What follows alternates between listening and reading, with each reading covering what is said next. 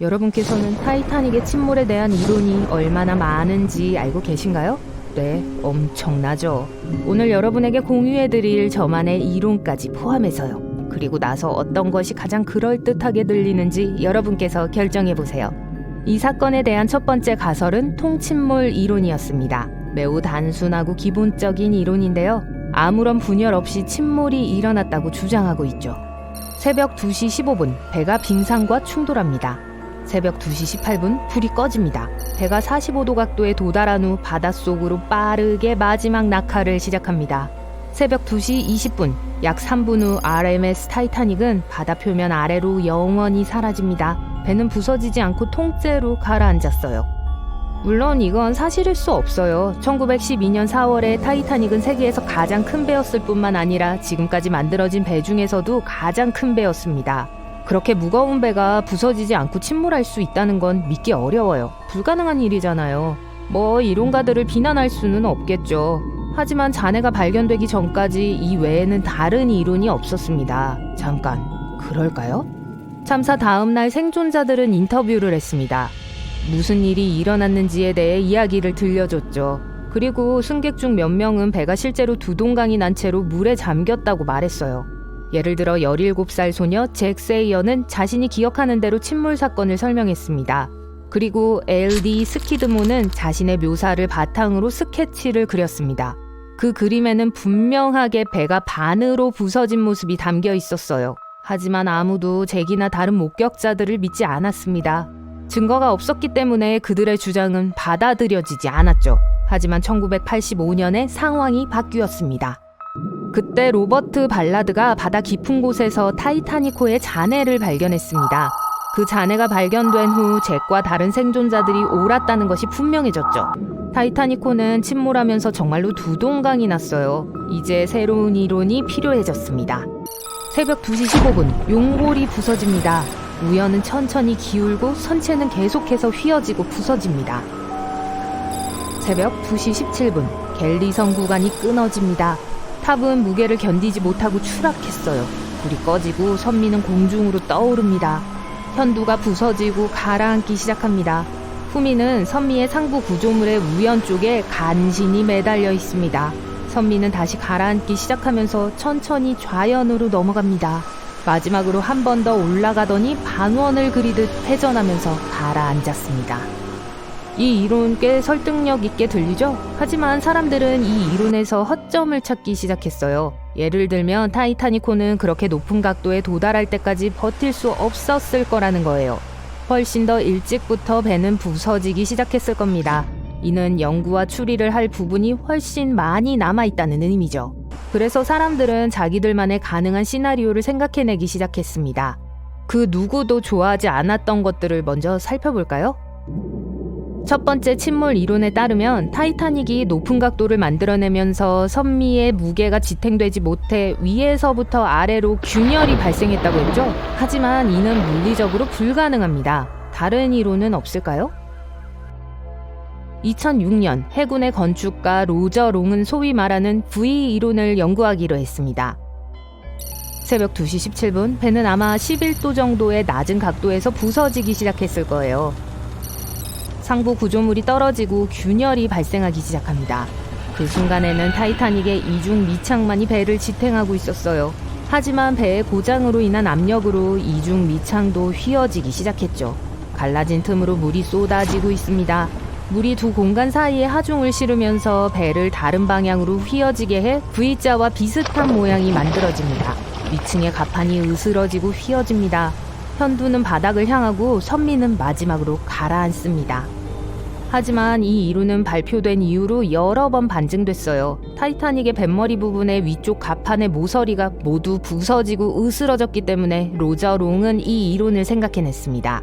하지만 이는 타이타닉이 해저에 부딪히면서 생긴 물의 힘, 유압기류 때문이라는 게 밝혀졌어요. 또 다른 V 이론에서는 후미가 파손 후 물 밖으로 떠올랐다고 주장합니다. 전직 타이타닉 매니아가 밀던 이론이죠. 하지만 이 이론은 후미의 엄청난 부피 때문에 물리적으로 불가능하다는 것이 증명되었습니다. 그뿐만 아니라 잘못된 정보에서 출발한 이론이었어요. 잭 세이어가 한 말 기억나시나요? 이 이론은 그의 스케치와 승객 몇 명의 말을 바탕으로 한 겁니다. 하지만 사실 그들 중 누구도 타이타닉이 이렇게 망가지는 걸 본 적이 없었습니다. 잭 자신도 인터뷰에서 그 스케치가 실제로 본 것과는 완전히 관련이 없다고 진술했어요. 그 그림은 타이타닉의 조난 신호를 받고 도움을 준 카르파티아호의 한 승객이 그린 것이었어요. 따라서 그 그림은 증거로 사용될 수 없었습니다. 이제 이 사실을 알았으니 대부분의 사람들이 믿는 이론으로 넘어가 보죠. 타이타닉을 다룬 전설적인 영화를 못 본 사람이 있을까요? 이 영화는 제70회 아카데미 시상식에서 다양한 부문의 후보에 오르고 상을 탔어요. 정말 그럴만했죠. 하지만 제임스 카메론이 수년 동안 타이타닉호에 관심을 가지고 그 배의 역사를 연구했다는 것도 알고 계셨나요? 그의 책과 연구는 아주 상세한데요. 그는 심지어 이 사건에 대한 자기만의 이론을 만들기까지 했습니다.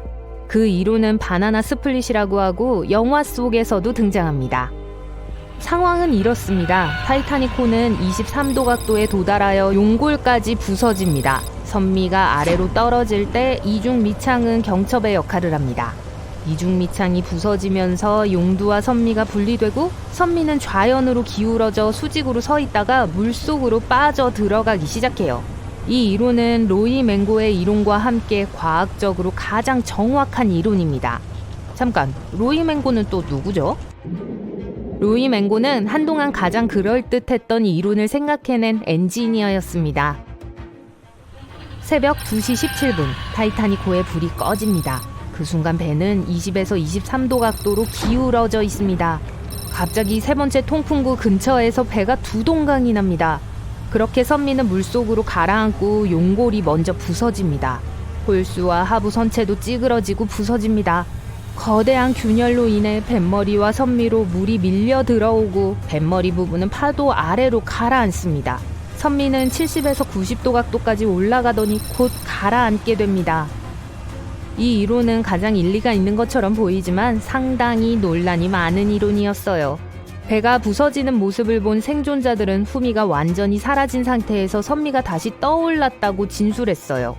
맹고의 이론은 이 진술과 모순되는 반면 제임스 카메론의 시나리오는 이를 반영했죠. 여러분도 저와 같은 생각이신가요? 진실은 중간 어딘가에 있을 겁니다. 이제 약속대로 제 이론을 들려드릴게요. 사실 제 이론은 아닙니다. 로이 맹고와 제임스 카메론의 이론을 합친 것에 가깝죠. 저는 제임스 카메론의 이론이 맞다고 생각해요. 새벽 2시 17분, 배의 각도가 높아지고 불이 꺼집니다. 그리고 나서 배가 두 부분으로 똑 부러졌어요. 후미는 내려앉기 시작하고 이중 미창은 1분 정도 선미에 붙어 있습니다. 이중 미창이 떨어지면서 두 부분은 분리가 되고 후미가 아래로 떨어지게 됩니다. 그러자 맹고의 말대로 선미가 높은 각도로 솟아오르더니 수직으로 가라앉기 시작합니다. 생존자들이 배가 깔끔하게 부서졌다고 진술했기 때문에 정말 그랬을 수도 있어요. 이는 선미가 숨겨져 있을 수 없었다는 뜻입니다. 그리고 선미가 물속으로 사라지기 전에 수직으로 떠있던 모습을 승객들이 아마 몇 분 동안 보았을 거예요. 충분히 오랜 시간이죠. 어쨌든 이 모든 것들은 그저 추측일 뿐입니다. 타이타닉호가 어떻게 부서지고 침몰했는지에 상관없이 이 사건은 큰 비극이었어요. 타이타닉호가 빙산과 충돌에 침몰한 지 벌써 110년이 지났습니다. 혹시 2022년에 블루스타라인 회사가 타이타닉의 정확한 복제품을 만들고 있다는 거 알고 계셨나요? 타이타닉 2호라고 하는 이 배는 2,400명의 사람들을 싣고 같은 경로를 따라 항해하게 될 겁니다. 아무 문제가 없는 항해가 되길 바래요. 1912년 4월 14일 어두운 밤은 거대한 금속선이 둘로 동강나는 끔찍한 소리로 가득 찼어요. 그 당시 가장 큰 선박이 항해 중에 빙산과 충돌한 거였죠. 타이타닉이요. 아직도 사람들이 이야기하는 20세기 가장 큰 이야기 중 하나예요. 거대한 배의 우측이 빙산에 쓸렸어요. 일이 꼬이기 시작한 건 밤 11시 40분이었어요. 이 빙산은 선체 내 최소 5개의 수밀 구획이 물로 채워질 만큼 충분한 손상을 입혔어요. 승무원들은 자신들이 뭘 할 수 있고 뭘 고칠 수 있는지 알아보기 위해 간단한 조사를 시작했어요. 땅에서 멀리 떨어져 차가운 밤에 어둠 속에 홀로 의지할 데도 없었어요. 캐나다 뉴펀들랜드에서 남쪽으로 약 644km 떨어진 북대서양에 있었죠. 그들은 사람들을 안전한 곳으로 어떻게 데려갈 수 있을지 알아내는데 시간이 필요했어요. 실제로 시간이 좀 있었어요. 하지만 충분하진 않았죠. 만약 영화를 봤다면 냉혹한 불행이 일어난 후에 배가 바로 침몰하진 않았다는 걸 알 거예요. 이 모든 과정은 2시간 40분 동안 지속됐어요. 하지만 상황은 좋지 않았어요. 승무원과 승객을 포함해 2,200명의 돌봐야 할 사람들이 있었고 배에서 일어나는 일들은 혼란스러웠어요. 수석 디자이너 토마스 앤드루스는 곧 물에 떠 있을 수 없다는 걸 알았어요. 자정이 되었을 때 모든 승무원들은 구명보트를 진수시키기 위한 준비를 하고 있었어요. 그들에겐 단 1,178명을 수용시킬 수 있는 20척의 배가 있었어요. 이건 탑승자 중 50%를 약간 웃도는 수였죠. 여성과 아이들을 먼저 안전한 곳으로 데려오란 명령이 있었어요. 선원들은 배를 접고 안내하기 위해 그곳에 있었죠. 그 후 2시간 동안 상황이 점차 악화되기 시작했어요. 승무원들은 승객들을 깨우고 어떤 나쁜 일이 일어났다고 경고하는 임무를 맡았어요. 그들은 가능한 한 빨리 사람들을 구명보트에 앉히길 원했죠. 오전 12시 15분, 일부 승무원들이 조난 신호를 보냈어요. 프랑크푸르트라고 불리는 증기선이 그 메시지를 받고 응답한 첫 배들 중 하나였지만 약 274km 떨어진 곳에 있었어요. 몇몇 다른 배들도 그 메시지를 받고 도움을 제공하려 했지만 안타깝게도 그들 역시 너무 멀리 떨어져 있었어요. 오전 12시 20분, 커나드 라이너 카르파티아호가 타이타닉으로부터 조난 신호를 받고 항로를 바로 바꿨어요. 그때 이 선박은 107km 떨어져 있었어요. 거기까지 가는데 3시간 이상 걸렸을 거예요. 20분 후 승무원들이 첫 번째 구명정을 내리고 있었어요. 65명을 채울 수 있었지만 승객 27명만 태우고 있었어요. 먼저 내려진 구명보트의 상당수는 정원에 훨씬 못 미쳤어요. 승무원들은 닷 기둥이 꽉 찬 구명보트를 견딜 수 없을 거라 생각하면서 걱정했어요. 그리고 처음에 많은 승객들이 그 배를 떠나는 걸 너무 두려워했어요. 그들은 여전히 타이타닉이 가라앉지 않을 거라고 생각했고 한두 시간 후에 일어날 시나리오를 상상하지도 못했던 거예요. 승무원들은 8개의 조난 로켓 중 첫 번째 로켓을 발사하고 있었어요. 실패였어요. 아무도 도와줄 만큼 가까이 있지 않았어요. 오전 1시 20분까지 10개의 구명보트를 내렸어요. 하루 보트엔 28명밖에 없었어요. 10호의 승객 중 1명은 생후 9주의 밀비나 딘이었어요.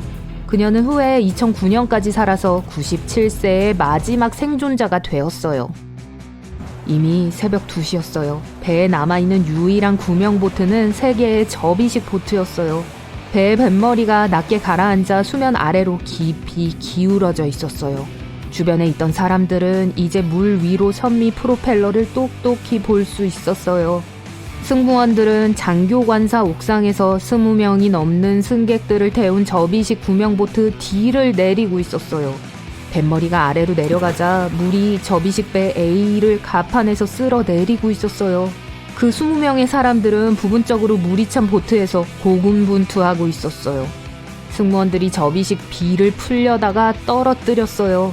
거기에 올라타기 전에 물이 배를 쓸어 내려버렸죠. 뒤집힌 구명보트에서 30명의 승객들이 여전히 안전할 수 있었어요. 오전 2시 17분에 배의 무선 통신사가 마지막 조난 신호를 보내기로 결정해요. 1분 후 배의 불이 마침내 꺼졌어요.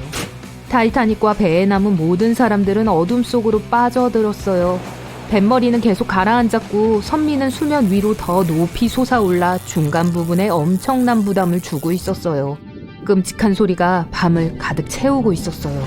많은 사람들이 희망을 걸고 흥분해했던 이 거대한 전설적인 배인 타이타닉은 3번째와 4번째 굴뚝 사이에서 2개로 쪼개졌어요. 조서에 따르면 뱃머리 부분이 해저에 도달하는데 약 6분이 걸렸다고 추측하고 있어요. 선미는 다시 수직 위치로 떠올랐다가 다시 물속에 가라앉았어요. 결국 바닷속으로 사라질 때까지 이 상황은 계속되었죠. 오전 2시 20분, 선미 내부에는 공기가 남아있었고 수압이 아래로 내려가면서 찌그러뜨렸어요. 선미는 뱃머리에서 약 610m 떨어진 곳에 가라앉았어요. 사람들은 타이타닉을 세계에서 가장 빠른 배라고 생각했어요. 그들은 그게 가라앉을 수 없다고 생각했어요. 왜냐하면 객실 4개가 물에 잠겨도 그게 부력에 치명적인 손실을 일으키지 않을 것이기 때문이었죠. 타이타닉은 시작부터 문제가 있었어요. 배가 항구를 떠나는 동안 증기선 뉴욕으로부터 몇 미터 이내에서 움직였어요. 가까스로 안전하게 지나갈 수 있었고 배 갑판에 몰려있던 모든 걱정스런 승객들에게 큰 안도감을 주었죠. 타이타닉은 4월 10일에 출항했어요. 이것의 첫 여정은 경쟁이 치열한 대서양 항로를 가로지르는 것이었죠. 출항하는 날 타이타닉은 인류 역사상 가장 큰 이동물체가 되었어요. 길이 269m, 폭 28m. 오늘날의 배와 비교하면 그리 크진 않죠. 오늘날 세계에서 가장 큰 유람선은 타이타닉의 약 5배 크기인 로열 캐리비안의 심포니 오브 더 시즈예요. 그 배를 수직으로 세운다면 안테나 없는 380m의 엠파이어 스테이트 빌딩과 거의 같은 높이가 될 거예요. 하지만 타이타닉은 그 당시 엄청난 볼거리였어요. 여행 중에 프랑스에 들렀고 후에 또 아일랜드에 한번 들렸어요. 마지막 승객이 탑승하자 이 거대한 배는 최종 목적지인 뉴욕시를 향해 전속력으로 출발했어요. 여행을 시작한 지 4일 후 타이타닉은 거대한 빙산 앞에서 항로를 바꾸는데 실패했어요. 우리 모두가 알고 있는 이야기죠. 겨우 700명만이 살아남았고 대부분은 여성과 아이들이었죠. 그날은 엄청나게 추웠어요. 타이타닉이 바다 바닥으로 가라앉은 지 1시간 20분이 지난 후 생존자들은 자신들을 구하러 누군가가 올지조차 몰랐어요. 드디어 빛을 봤어요. 그들을 향해 다가온 것은 카르파티아호였어요. 그들은 구명보트를 타고 사람들을 구하러 왔어요. 승무원들은 그들을 배에 태우고 다른 승객들을 물 밖으로 많이 끌어냈어요. 많은 배들이 타이타닉이 침몰한 지 몇 시간 후에 접촉을 시도했어요. 그들의 메시지는 결국 돌아오지 못했어요. 후에 무슨 일이 실제로 있었는지에 대한 조사가 있을 당시 사람들은 타이타닉이 가라앉고 있을 때 레이랜드 정기선인 캘리포니아호가 32km도 채 떨어지지 않은 곳에 있었단 걸 알게 됐어요.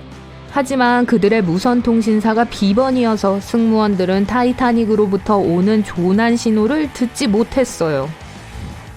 대서양 양쪽 국가들은 타이타닉에 일어난 일의 세부 사항을 들었을 때 충격과 공포를 느꼈어요. 그들은 미래에 그런 사건들을 피하는 데 도움이 될 수 있는 규칙인 선박 운항을 변경하기로 결정했어요. 그들은 바다에서의 생명 안전을 위한 첫 국제회의를 열어 모든 선박에는 탑승한 각 승객을 위해 구명보트에 공간이 있어야 한다는 규칙을 채택했어요. 또 구명보트 훈련이 의무화됐어요. 또한 국제 빙상 순찰대를 설립하기로 결정했죠. 이들의 주 역할은 북대서양 항로에 있는 빙산을 감시하는 것이었어요.